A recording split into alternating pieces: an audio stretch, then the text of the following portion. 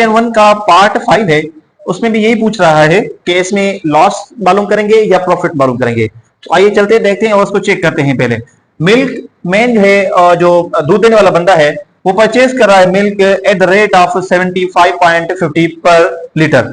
1 litre जो है वो खरीद रहा है 7.50 लीटर में जो है वो दूध का 1 लीटर। तो हम हमारे पास से सॉल्यूशन के लिए पहले हम चेक करेंगे कि कॉस्ट प्राइस क्या है और सेलिंग प्राइस क्या है। तो कॉस्ट प्राइस क्या है, 75.50 है पर लीटर, और राइट, और एसपी होगी हमारे पास 80 पर लीटर, 80 पर लीटर, राइट। अब यहां पे मैंने आपको पहले ही बताया कि जब कभी भी हम प्रॉफिट और लॉस को मालूम करते हैं तो हमें एक हिंट होनी चाहिए। वो क्या है कि जहां पे एसपी ज्यादा होगी वहां पे हम प्रॉफिट मालूम करेंगे, जहां पे सीपी ज्यादा होगी वहां पे हम लॉस मालूम करेंगे। तो यहां पे हम क्या करेंगे, प्रॉफिट मालूम करेंगे। तो प्रॉफिट का फॉर्मूला हमें पता है, एसपी माइनस सीपी 75.50, यहां से माइनस करेंगे तो हमारे पास कितना होगा, प्रॉफिट होगा हमारे पास, ये होगा 75 माइनस, तो हमारे पास होगा 4.50 होगा, राइट। अब जब तक हम प्रॉफिट आप या लॉस को मालूम नहीं करते तब तक इनकी परसेंटेज भी मालूम नहीं कर सकते हम। तो पहले हमें या तो प्रॉफिट मालूम करना है या तो हम लॉस का वैल्यू मालूम करना है, उसके बाद उसकी परसेंटेज मालूम करनी है। प्रॉफिट का परसेंट क्या होगा, ये जो प्रॉफिट है ये ऊपर रखेंगे 4.50, और जो लॉस होगा वो नीचे रखेंगे 7.75, तो मल्टीप्लाई करेंगे 100 के साथ। तो यहां पे ये बिल्कुल, अगर हम 100 को इसके साथ मल्टीप्लाई कर रहे हैं तो हमारे पास प्रॉफिट परसेंट होगा ये 450, क्योंकि दो जीरोज हैं और ये डेसिमल जो है 2 टाइम इंक्रीज करेगा।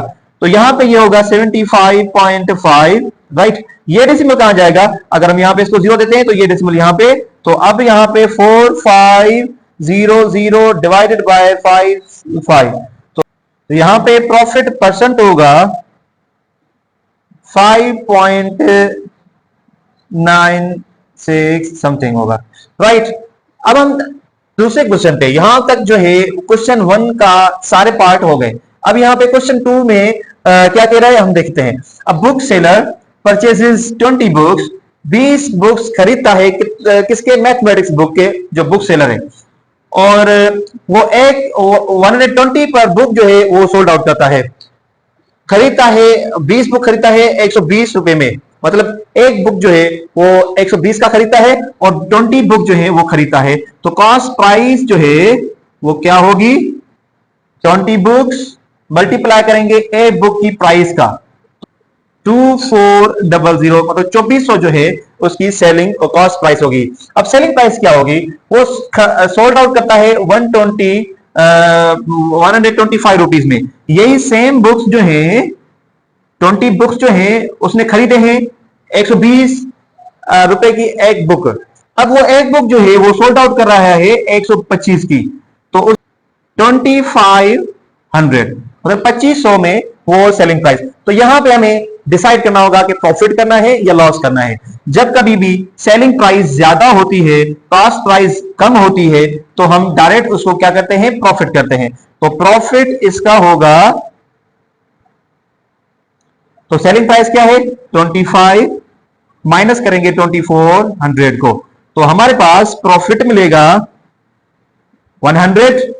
अब हम इसको लॉस इसकी प्रॉफिट परसेंटेज मालूम करेंगे, पी परसेंट।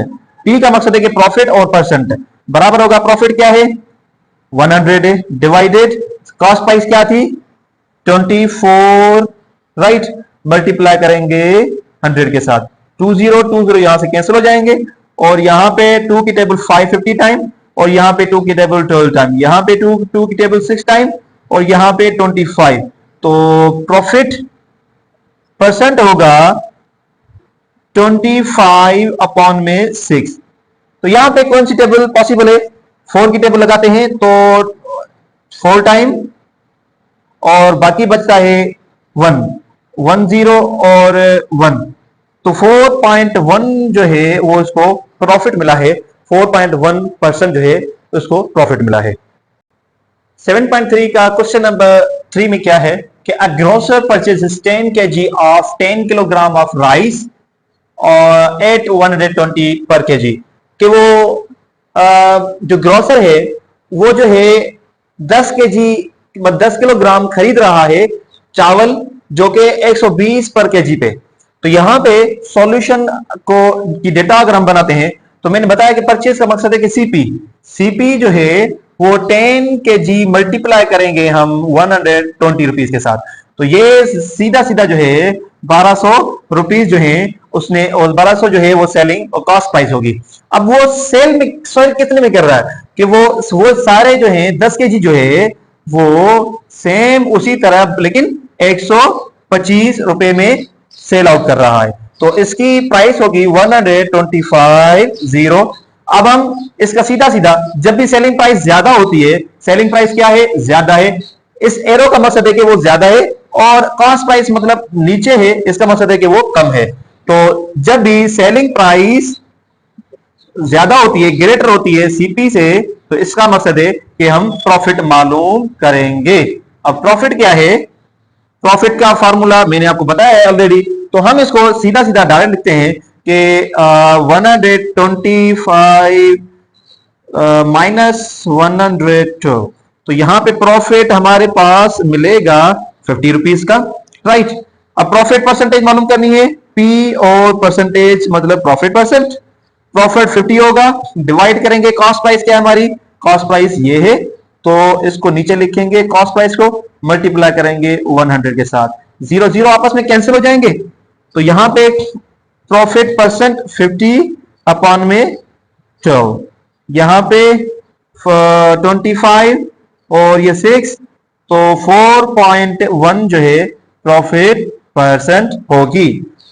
क्वेश्चन नंबर 4, ये थोड़ा डिफरेंट है लेकिन बहुत इजी है, आइए देखते हैं। A shopkeeper bears 15% loss on the sale of jacket if the cost of jacket is RS 1000, कि अगर एक जैकेट की 1000 के जो शॉपकीपर है वो सेल कर रहा है, मतलब वो सेल में उसने एक जैकेट रखी है, उसमें 15% जो है वो खुद लॉस हो रही है उसकी, तो 15% लॉस हो रही है। अगर उस जैकेट की 1000 कॉस्ट प्राइस हो, जो कि वो जो उसने खरीदी है, तो बताएं कि उसने लॉस कितना हुआ। जब भी हमें ये पता है कि 15% लॉस, 50% लॉस, इसका मतलब है कि हमने लॉस परसेंटेज का फार्मूला जो है अप्लाई करना है। लॉस परसेंटेज का फार्मूला बराबर लॉस और सीपी मल्टीप्लाई करेंगे 100 के साथ, तो यहां पे हमने ये फार्मूला अप्लाई करना है।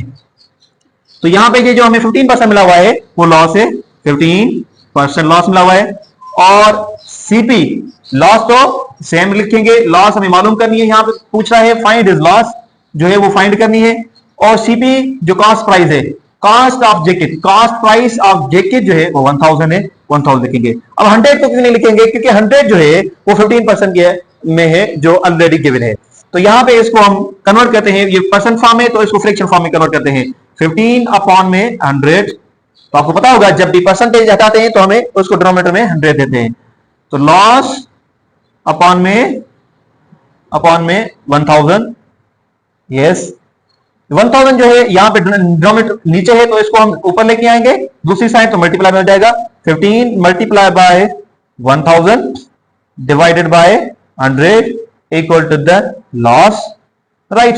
ये 20 और ये 20 आपस में कैंसिल हो जाएंगे, और जो लॉस हमें मिलेगा इस जैकेट पर वो 15 मल्टीप्लाई, बाकी ये 10 बच गया, मल्टीप्लाई बाय 10, तो ये 150 जो है उसका जैकेट पे 150 रुपीज जो है वो इस जैकेट पे वो लॉस कर रहा है, जो शॉपकीपर है वो जो उसने सेल में रखी है जैकेट को, वो 150 रुपीज जो है वो लॉस कर रहा है। 7.3 का जो है वो दोनों लास्ट क्वेश्चन है।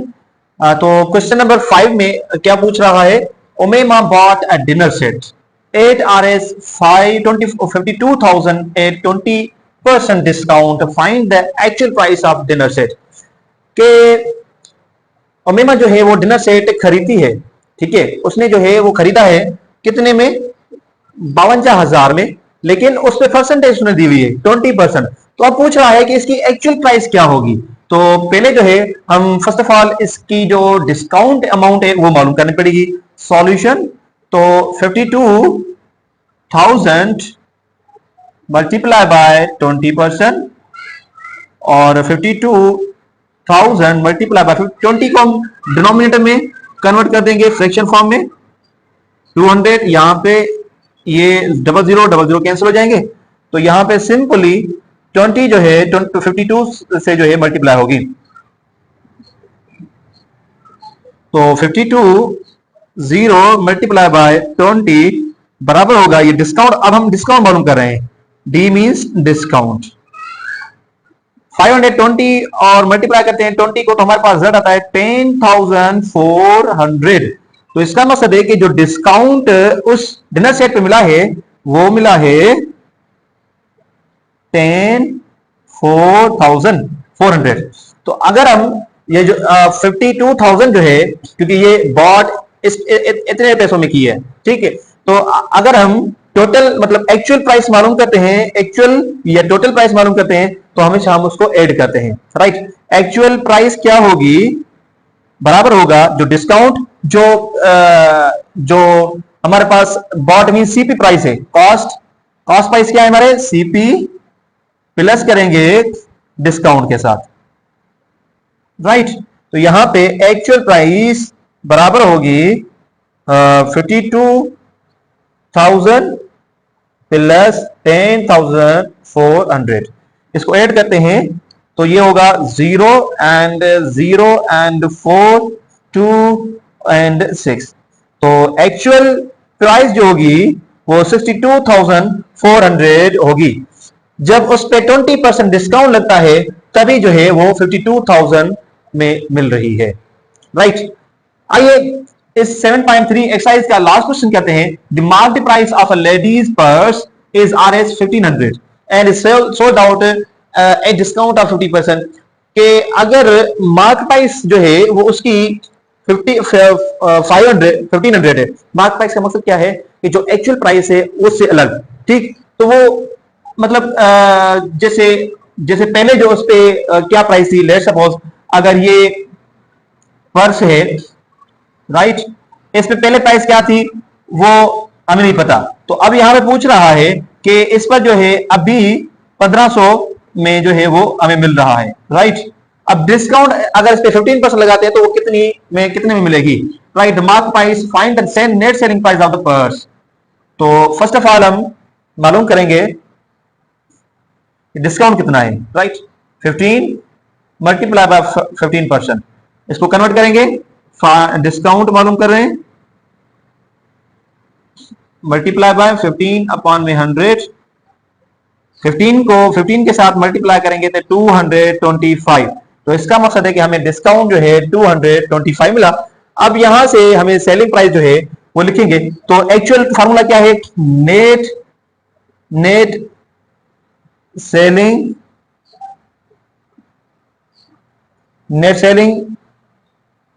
प्राइस बराबर होगी कितनी, मार्क्ड प्राइस माइनस करेंगे डिस्काउंट के साथ, तब हमें पता चलेगा कि ये एक्चुअल मतलब जो इसकी डिस्काउंट के बाद कितनी परसेंटेज होगी। यहां पे क्या था, यहां पे डिस्काउंट ऑलरेडी उसने दिया हुआ था, यहां पे हमें डिस्काउंट की वैल्यू मालूम करके उसके बाद जो पर्स मिल रही है वो कितने की मिलेगी, राइट। तो यहां पे net selling price ASP, market price क्या थी 1500, माइनस करेंगे 225। तो ये होगा हमारे पास नेट सेलिंग प्राइस बराबर होगा, राइट, और ये 1। सो 1,375 रुपीज जो है वो रुपीज में जो है वो पर्स मिल रही है, क्योंकि ये यहां पे तो ये इसकी टोटल प्राइस थी ना, जो मार्क प्राइस थी। अब यहां पे ये टोटल ये काट के अब हम कितने में मिलेगी, 1,375 रुपीज में मिलेगी। जैसे हम कोई चीज लेते हैं तो उसको वो एक बार लाइन लगी होती है कि ये प्राइस नहीं है, अब ये प्राइस है कितने डिस्काउंट के बाद। तो यहाँ पे 15% डिस्काउंट के बाद हमें ये प्राइस मिलेगी।